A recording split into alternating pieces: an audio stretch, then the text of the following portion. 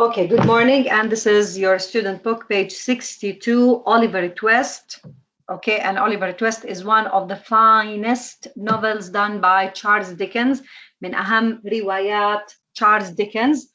Oliver Twist. لا معلش، أعطوني الفرصة اليوم لأني أنا بدي أخلص هذا الموضوع عشان أروح لمواضيع أهم. Okay. هلا صبايا اسمعوني هون. Listen to me. هلا at the top of the page براس الصفحة هون عنا تمام at the top of the page here this is the blurb. أنا حكيت موضوع البلارب اللي هو التعريف بالكتاب and this is the example of having a blurb. فعندك براس الصفحة this is يعني اكتبوا لي كلكم فوقها above this square write the word blurb. يلا كلنا نكتب كلمة blurb مشان ما ننساها. Okay. I'll start reading the blurb. يعني التعريف بهاي القصة أو بهاي الرواية. Oliver Twist is an orphan. What is the meaning of orphan? يتيم. Yes, he doesn't have a father or a mother who lives in a Victorian workhouse. طبعا Oliver Twist, he was born and his mother died after giving his birth. يعني امه لما بعد ما ولدته ماتت ماشي واصلا ابوه كان متوفي قبلها فهو he is an orphan not having a father or a mother. تمام. هلا هو مضى حياته في بيت او بيوت كانت موجوده او معروفه في القرن التاسع عشر in the 19th century. ليه؟ لانه هلا في شغله كثير مهمه السيتنج اللي موجود بالقصه اللي هو مكان وزمان القصه time and the place of the story is 19th century القرن التاسع عشر and the place was London في مدينة لندن. تمام؟ اوكي هلا في هذا الوقت او بهذا الزمن كان في بيوت اسمها Victorian workhouse. هلا workhouse يعني بدي اترجمها انا بقول يعني بيوت هي مخصصة للعمل. اوكي. So Victorian worker, so he lived in such places. هو عاش في هاي الأماكن. Life is cruel there. الحياة بهذاك المكان أو بهذا المكان اللي عم نحكي عنه كانت قاسية جدا. And Oliver suffers a lot. وعانى الكثير. At the age of 11, he escapes to London where he meets a boy called Artful Dodger. طبعا هو بأحد أحداث القصة لأنه الحياة كانت كثير صعبة وكان في قسوة مش طبيعية بالمكان اللي عايش فيه فهو لما صار عمره 11 سنة قرر إنه يهرب من هذا المكان ولما هرب لشوارع لندن to the streets of London قابل شخص أو يعني طفل من عمره. His name was Artful Dodger. If you wish, you can circle the names. إذا بتحبوا تحطوا دوائر على الأسماء. إنه بعد هيك أنا عم بشرح القصة راح أحكي عن شخصيات حتكون شخصيات خير وشخصيات شر. Evil and good characters in the story. تمام؟ زي ما دائما في القصص بيكون فيه. Where he meets a boy called Artful Dodger and a man called Fagin. تمام؟ هلا من طبعا هذا اختصار أو ملخص للقصة. خذوا المعلومة وبعدين بنحكي تفاصيلها. Who is the leader of a group of thieves. فاجن هو عبارة عن قائد أو مؤسس خلينا نقول لعصابة. هاي العصابة هي عبارة عن أطفال أو عصابة مكونة من أطفال. فاجن طبعا بياخدهم من أو بلمهم من الشوارع وبيعلمهم يصيروا لصوص. أوكي. So he was the leader of a group of what? Of thieves. يعني قائد مجموعة من اللصوص اللي هم الأطفال. تمام؟ They are kind to Oliver. يعني بالبداية لما هم شافوا أوليفر وكانوا بدهم يضموا لهم هم كانوا طبعا بالبداية كويسين معه حتى إنهم يقدروا ياخذوه لصفهم. They are kind to Oliver but try to teach him to steal. حاولوا إنهم يعلموه كيف إنه يبلش يصير مثلهم. Luckily, Oliver also finds good friends like Mr. Brownlow and Rosemary. هلا هون بلشنا نحكي عن شخصيات الخير. Mr. Brownlow and Rosemary. تمام. Who want to look after him but can they protect him from the difficult life of a poor homeless boy in the 19th century London. So يا بنات, this is a blurb, this is a summary of what is the novel about. تمام? So the novel is about Oliver Twist, an orphan who had lived in workhouses in the 19th century, where those workhouses were familiar or were famous for being cruel to people who are homeless, who are poor, who doesn't have any means of life, okay? And Oliver Twist was one of example of those people, okay? كان مثال. وبرجع بذكركم بانه ليش تشارلز ديكنز يعني اختار هاي الشخصيه، لانه هي تقريبا بتعبر عن جزء من حياته because Charles Dickens used to work when he was a small boy. تمام؟ هذا الحكي بنتذكره من الفقره اللي اخذناها قبل هاي. تمام؟ is there any question لحد هلا؟ في اي سؤال؟ في شيء من اللي حكيته ما انفهم؟ حكيتي مثال أوليف مثال على شو؟ مثال على عمالة الأطفال. اوكي. example of a child labor. تمام. ومثال على الحياة اللي يعني هو الشخصية من الشخصيات اللي عاشت في الفيكتوريان هاوسز أو الفيكتوريان ورك هاوسز. تمام. تمام. اوكي صبايا. هلا في عندنا سؤالين بتحت كلمة reading انه where and when does the story take place. بتحبوا تكتبوا 19th century London، يعني هاي المعلومات ضرورية. Who is the main character؟ طبعا the main character is Oliver Twist. Oliver Twist. تمام؟ yeah. I'll start reading. حبلش أنا قراءة، الكل يسمعني بكل كلمة بحكيها. Oliver Twist is one of Charles Dickens' most famous novels. هي من أشهر روايات تشارلز ديكنز. And it tells the tale. يا ريت نبلش نخطط صبايا. And it tells the tale of a young orphan named Oliver. Oliver endures عانى. تمام. هاي الكلمة أخذناها بالجلوسري. Difficult times in the 19th century London, a city full of poverty and crime. طبعا مدينة لندن في القرن التاسع عشر كانت تدعى مدينة الفقر والجريمة. poverty and crime. اوكي تمام. بس شو نخطط؟ خططوا بس الفقرة الأولى كلها أنا بدي تخططيها كامل لأنه المعلومات اللي فيها مهمة.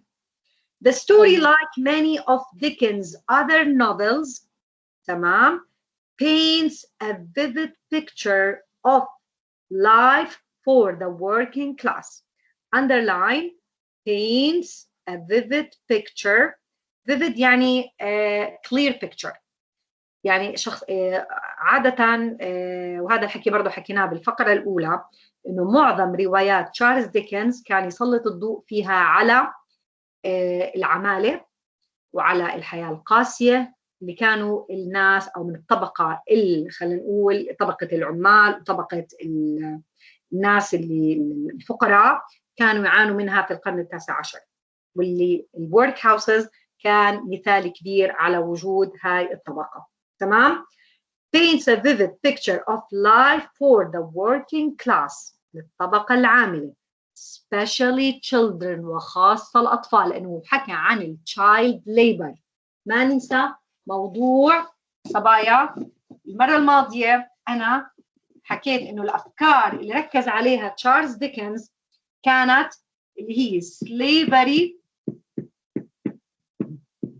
والchild labor اللي هي عمالة الأطفال، صح ولا لا؟ يعني استعباد الناس وعمالة الأطفال. فهو بيحكي عن working class الطبقة العاملة especially children وخاصة الأطفال. تمام. During the industrialization of England طبعا خلال industrialization احنا حكينا معناها تصنيع، وهون عم نقصد فيها الثورة الصناعية اللي صارت بلندن. born in a workhouse إذن هو ولد في هذا المكان. تمام. إذن معناته إنه والدته كانت تعيش في هذا المكان. Okay, she was also homeless. Oliver is treated cruelly and like all children in similar position has to work hard at a young age. نخطط آخر جملة has to work hard at a young age. مثل كل اللي عايشين بهذا المكان وكل الأطفال اللي من عمره اضطر إنه يعمل بكل جهد وقسوة وهو في عمر صغير. إيش يعني vivid؟ Vivid يعني clear. Vivid means clear. واضحة، صورة واضحة جدا. Okay. أكمل صبايا؟ Can I continue? Yes. Okay. يلا الكل يسمعني. Because of his kind and timid nature. هلا هو كان يتمتع بطبيعة يعني طيبة، وكان يعني هلا timid بمعنى جبان، بس احنا ما بنقول عنه جبان، يعني انه هو كان مسالم، انسان مسالم وما كان يدخل او يحب انه يعني يدخل في مشاكل. So he had a kind and timid nature, a peaceful nature. He is often taken advantage of. شو معنى هاي الجملة؟ When someone is taken advantage of.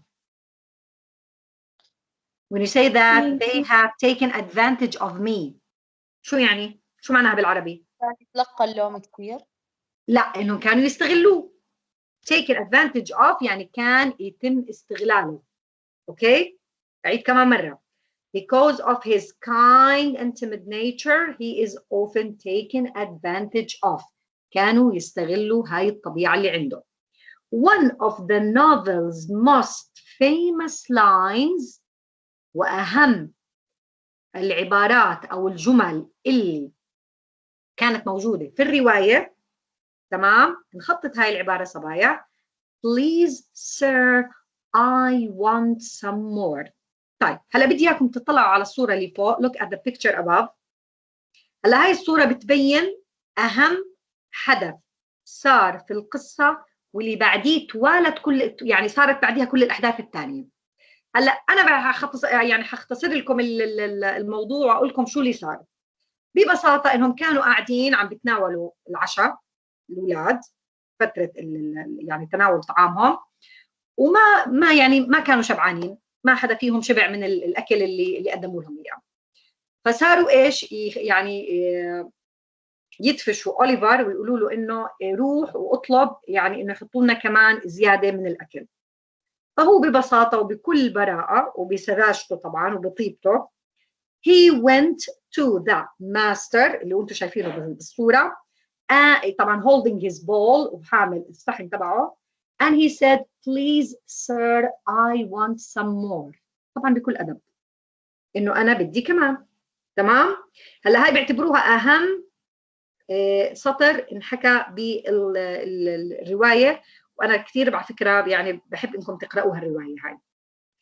Please sir I want some more is said when Oliver is persuaded by the other boys in the workhouse to ask for another bowl of soup at dinner time. زي ما حكيت لكم هلا إنهم قاعدين عم بتعشوا وما شبعوا من الأكل، وبالتالي أقنعوا أوليفر إنه يروح ويطلب طعام زيادة. This is unheard of in the workhouse. يعني ما عمره حدا من الأطفال استرجع إنه يطلب هيك طلب، أو إنه حدا يسمع منهم إنه بدهم إشي زيادة. أوكي؟ unheard يعني ما عمرنا سمعنا هذا الكلام. And Oliver is punished for seeing it. وشو صار بأوليفر؟ تعاقب لأنه طلب هذا الطلب. The incident is the first. يلا نبلش نخطط هاي الجملة. The incident يعني هذا الحدث. This event, this important action, okay, is the first of many new obstacles he has to face. Obstacles means problems.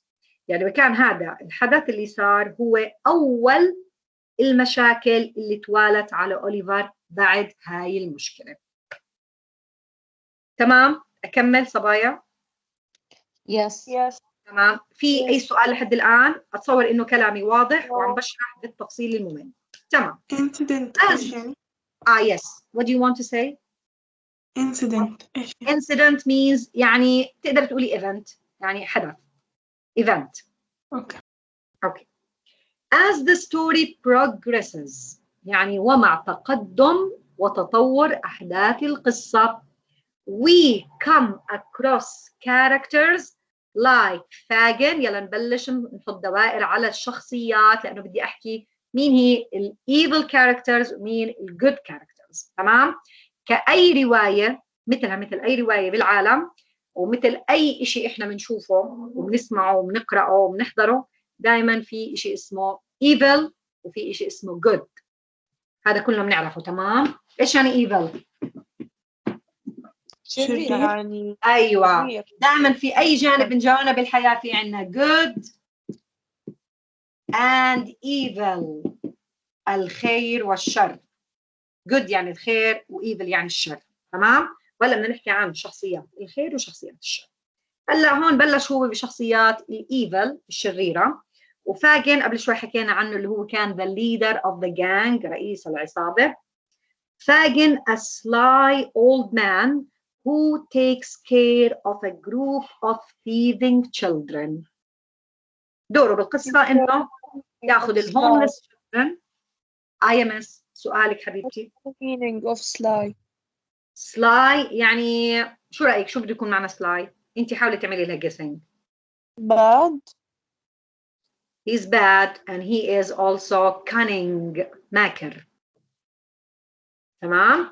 Sly old man who takes care of a group of thieving children. هذا هو فاجن. تمام؟ The villain صبايا معناها also evil. شايفين كلمة villain؟ هلا villain هاي بيستخدموها برضه للتعبير عن شخصيات الشر. villain يعني شرير. villain يعني evil character. اوكي؟ villain.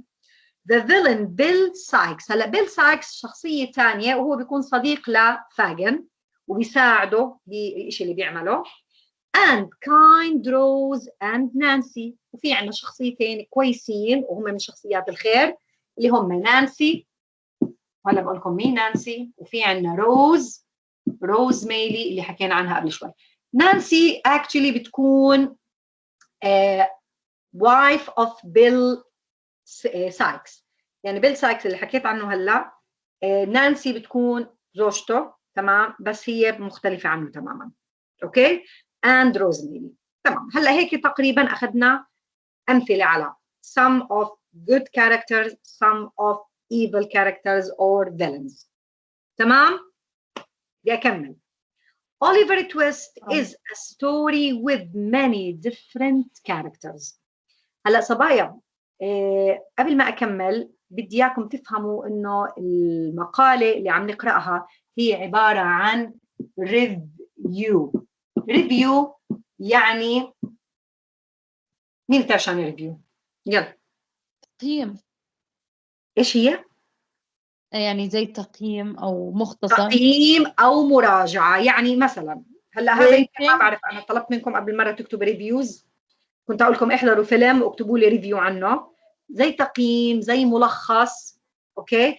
ريفيو بنعطي راينا كريفيورز. يعني احنا حضرنا فيلم قرانا كتاب حضرنا مسرحيه ماشي وبقول لك انا اكتبي لي تقرير. اكتبي لي تقرير عنها. يمكن فيدباك. يا عيني عليك. بتقدري تقولي فيدباك. بتقدري تقولي زي يعني انه يعني انت بتعطي تقييم للموضوع. مين حكت فيكم كلمه هلا؟ أنا. ايش حكيتي مس؟ what did you say؟ rating. شو هي؟ rating. شو كريتنج؟ rating. مش فاهمتها. اعطيني السبيلنج تبعها. rating. ريتنج. ريتنج. يس ريتنج. انا مش لاقطه الكلمه. تمام. انه يعني زي تقييم بالضبط زي ما حكينا تقييم. اوكي؟ فهلا الشخص اللي قرأ القصه يعني عم بيحكي وجهه نظره فيها. اول شيء اعطانا تلخيص عنها انه عن ايش بتحكي القصه. بعدين بلش يعطينا جزء من الشخصيات انه في شخصيات خير وفي شخصيات شر. تمام؟ اعطانا ملخص عنها. هلا بده يبلش بالفقرات اللي بعد هيك انه يقيم القصه. تمام؟ هلا بدنا نسمع التقييم. Oliver Twist is a story with many different characters. يعني فيها شخصيات كثيرة وشخصيات مختلفة. So it can sometimes get confusing underline مخطط because you have to keep track of so many people. هتلاقي حالك يعني تشوشتي أو دخلت الأمور ببعضها لأنه شخصيات كثيرة، وكل شخصية أنت بدك تكوني متبعة بالضبط شو عم تعمل، ومش حتقدري تتركي ولا واحد فيهم لأنه كل واحد فيهم له دور كبير في الموضوع. تمام؟ نفس مبدأ المسلسلات. أيوة يا عيني عليك، كله زي بعضه، كله زي بعضه، كله دراما. تمام؟ Keep track of so many people. However, Dickens is very skilled. Underline. تمام؟ هذه المعلومات بتهمني صبايا. Dickens is very skilled at using powerful descriptions of his characters to evoke strong feelings in the reader. كله خططوا لي بحكي أنا. Feelings of sympathy as well as outrage. هلا هذا هو الهدف تبع تشارلز ديكنز. شو هدفه؟ لما عمل too many characters وانت يعني لما حط الأحداث وأعطى لكل شخصية دورها بالقصة، عمل هو هذا الشيء حتى يخلي اللي بيقرأ القصة يضل يتابع وما يضيع ولا أي شخصية ولا أي تصرف من أي شخصية من الشخصيات، حتى يكون عند القارئ مشاعر مختلطة بين مشاعر العطف السمباثي والشفقة ومشاعر الغضب. إنه بنفس الوقت أنت يعني كفيلم، هلا أوليفر تويست عمل فيلم، سواء حضرتي الفيلم أو قرأتي النوفل الرواية، هتحسي وأنت عم تقرأي وأنت عم تحضري إنه في عندك يعني mixed feelings of sympathy and feelings that I want to cry for this character. I feel so nervous about what's going on, okay? And at the same time, I feel that I want to kill that guy. إنه أنا هذا البني آدم مش طايقته، مش طايق اللي عم بيعمله. نفس ما بصير معنا لما بنحضر أي شيء إحنا تفاعلنا أو تحمسنا معه كثير. تمام؟ فهون feelings of sympathy as well as outrage. يونس تفضلي. What is the mean of evoke? evoke يعني يثير، يس يعني بمعنى بيستفز. to give out، يعني إذا بدك تعطيها بالإنجليزي to give out. okay give out. تطلعي مشاعر المختلطة هاي اللي أنا حكيتها. تمام؟ because the characters are so well described they leave a very memorable. معلش هاي الفقرة أنا كلها بدي تتخطط صبايا. because the characters are so well described لأنه وصف شخصياته بمهارة عالية. they leave a very memorable image in your mind.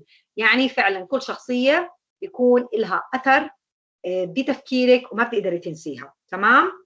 and this helps to remember who is who. وبالتالي بتضلي متذكرة كل واحد فيهم إيش كان دوره وشو عمل.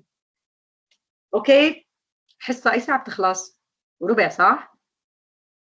ربع. ضايل دقيقة واحدة. تمام. هلا صبايا احنا ضل معنا بس the last two paragraphs. طبعا ما بقدر انا يعني على السريع احكيهم لانه فيهم برضه معلومات كثير مهمة ولازم برضه نكمل عليهم. تمام؟ فالحصة الجاي بنكمل، وبتمنى ولا وحدة فيكم تغيب لانه الحصص هاي اللي موجودة معنا كثير مهمة، وانا برضه حبعت على الجروب الاشياء اللي حتركزوا عليها بالامتحان.